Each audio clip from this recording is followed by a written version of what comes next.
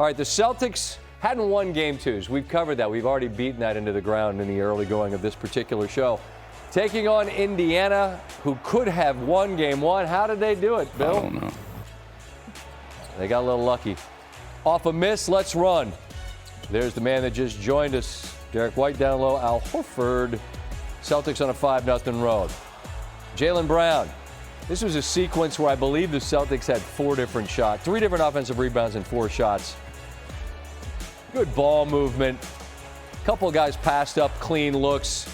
Derek White, it's a 10-0 run. Jaylen Brown, probe, step back, 15-0 run. Drew Holiday, Brown, 17-0 run. Just a little subtle little flinch. That's why the double move is going to work every game down in Tennessee for our guy Hasselbeck. There goes Tatum on the drive, timeout, 20-0 run. But the Pacers, they've got a gear on offense that allows them to hang around. It's an 11-point game as Pascal Siakam drives. Then he gets that one to go. As we're watching this one in the room, we're saying if they go into the halftime down in less than double digits, it's ridiculous. Well, they're down 9. Siakam hits another one. They go in down 6. It's now a 5-point game. Check that. Siakam, Pacers within 2. That, however, was as good as it would get. Tatum on the drive. Gets the dunk. The lead is 4 at this point. As White, no. But here's a very concerning moment. As Tyrese Haliburton, you see the grimace right there. And as Coach Carlisle was describing, it's left hamstring soreness. They don't know more at this moment. We'll be finding out more in the coming days. But they've got to have that guy. And they don't have him in this one. Tatum, once again, as it was Brown that had the huge scoring night. Tatum didn't have to do a ton of heavy lifting, but he certainly was hitting big shots with the game still up for grabs. They're up 13 now. Derek White, another triple. He had 23, the lead 16. Brown, just so strong. You're going to need to body him on the way to the bucket or you're going to never stop him. Then off the miss, there's a little Drew Holiday kick. He had a 15-point game, double-digit assist night. He hits Tatum, who buries another 3. He had 23. And the Celtics were able to control this game. A bunch of different runs, as you saw, in the painted area. They outscore the Pacers by 20, making 73% of their field goal attempts there. Pacers 34-point paint points, their fewest in a game this postseason. So Boston does something it has not done yet in this already impressive postseason run. They win game 2 at home. Joe Mazzulla with thoughts after the 16-point win.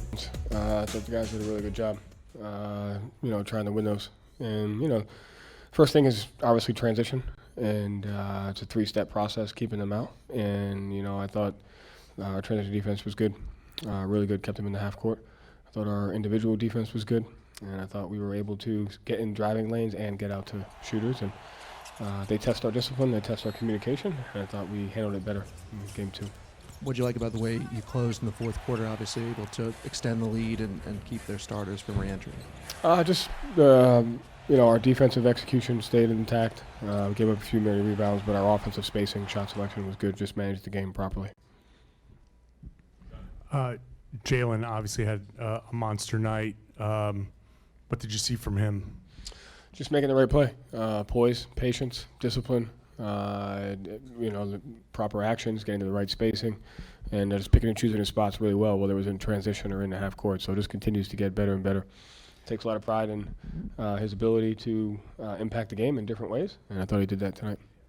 He only had 2 assists in the box score, but it seemed like he was getting off the ball early when his path was cut off. It seemed like he was really moving the ball well on top of the scoring. Yeah, again, hopefully one day they'll add a potential assist category or a hockey assist, but he made the right play. It's the most important thing. With Tyrese, did he come into tonight sore? Not to my knowledge. Okay. And he also was dealing with a chest issue.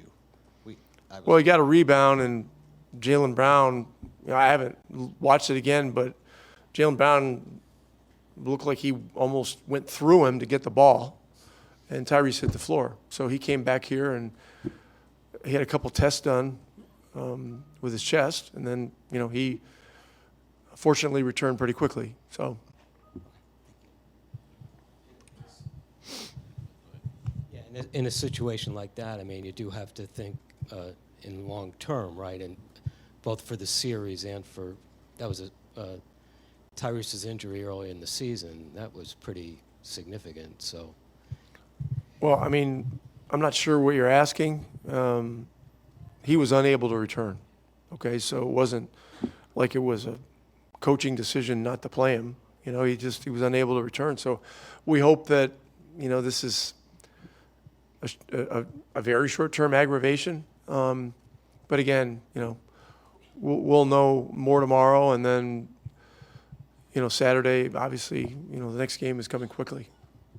I did just have one more on Ty. He seemed like he walked off when you subbed him out. Like, he didn't seem like he was limping or anything. Did he come and say something after? What happened, at least to your knowledge, and that he aggravated it? Well, he was sore at halftime. He was getting worked on through the entire halftime. Came out and gave it a shot, and was given all the effort that he could. But I haven't talked to him about it directly, so I can't, read minds, but it wasn't going well. So the trainers determined that, he needed to go to the back and get worked on, and he was ruled out. They were +1 with Tyrese Haliburton on the floor Thursday, -17 without. And look, as advertised, we're not going to know by midnight Eastern. We're not going to know tomorrow, and we probably won't know until Saturday at game time for certain whether or not he can go. And as we always say, we're not going to speculate. Hamstrings in any burst of energy sport is not a great sort of recipe. Think about a wide receiver in the NFL. You get a hamstring situation, you get a week between games. They play Saturday. If he can go, then they've got a chance for sure. And they haven't lost at home. And again, I remind everyone, as if anyone forgot, they were down 2-0 to the Knicks and left that garden, thinking, how the hell are we down 0-2? We probably should have gotten a game. And then they flip the script. They shoot 67% in Game 7 in the Garden, New York City's, and here they are. So they're very much in the fight. But I think you and I would both agree that they've got to have Haliburton to have any hope at all. He is their swagger. He's their swagger. When Tyrese Haliburton gets it going, their whole team feeds off of that. The look in his eyes, got a little bit of talking that he likes to do. He'll string together some threes and backpedal, and it just affects their entire team. There's nobody else in their roster that really can do what he does. Now, he was quiet tonight, like I said, I think prior to the injury. And there are nights he's not as aggressive in coming off of screens or in transition and really loading up and getting ready into his shot, anticipating that he's going to be open. I don't think he really had that tonight for whatever reason. And there's been a few games in the playoffs when that's been the case. He had a couple games like that in the Milwaukee series. He had a couple games like that in the Garden, in the Knicks series. I thought he kind of played like that tonight. So that's the one thing, and maybe the next level for Tyrese Haliburton going forward is, have that every night. You're going to have off nights, but it can't be that it looks different in terms of your aggressiveness of what you're reading as an offensive player. And I thought I saw some of that tonight with him. But regardless, when he's on the floor, even if he's playing that way, they are obviously more confident. His energy, you're saying, is that important to their overall energy as a team? Absolutely. Yeah. He affects them differently when he gets it going a little bit. Even when he strings together 2 buckets, the reaction of their team is just kind of special, and then they feel like, okay, these guys can't guard us. Look, and the energy of that building has been unbelievable, and the Pacers are going to need every bit of it. They haven't lost at home in the playoffs thus far. Celtics haven't lost on the road thus far. Game 3 on Saturday on ABC. Yeah, no, obviously, I thought they played a little bit better for more stretches than we did.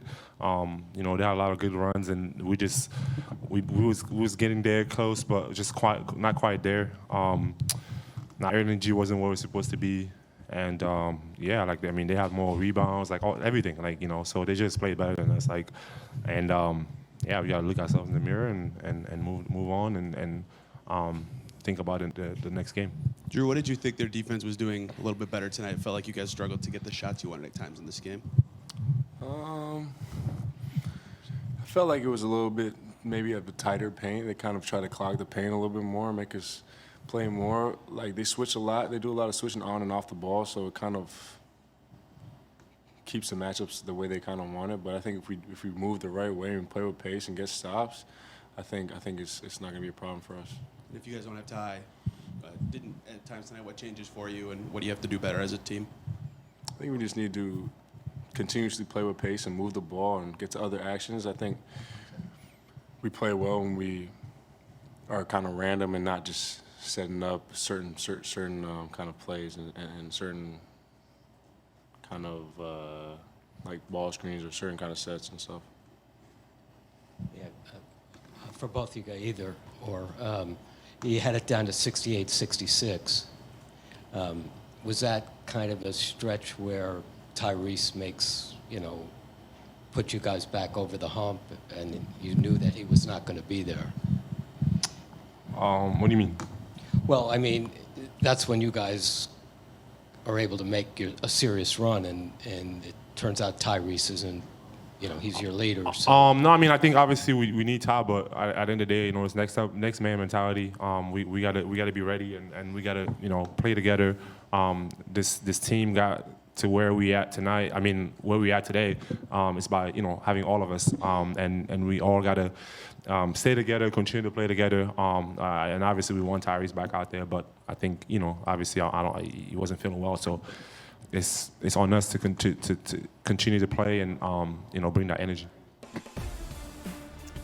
It's a remarkable statistic. Mike Breen mentioned it during the telecast, including Thursday's playoff win.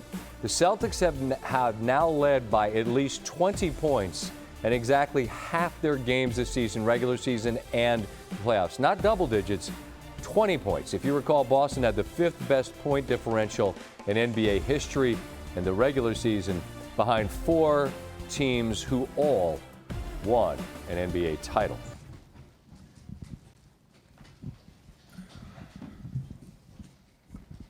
Questions for Jayson?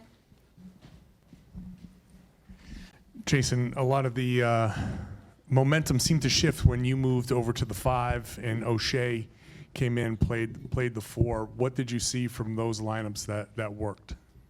Yeah, I think it allowed us to play a little bit faster. And, each game presents different challenges or,